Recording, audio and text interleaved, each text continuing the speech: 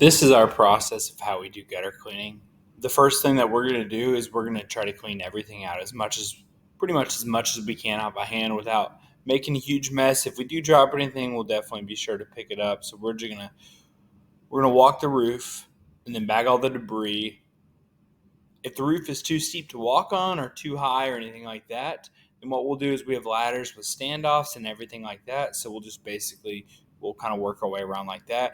After we get everything cleared out of the gutters though, then we're going to do what's the most important part is we're going to flush all the downspouts. Make sure that everything in there is flushed out and flushed through, because if not, then you have two things. The downspouts could still be clogged and your problem's definitely not solved. The gutter or the water's still going to be overflowing. Or if there's still semi-loose debris still left in there and it's not flushed out now, it could get corrugated and clog over next time it rains.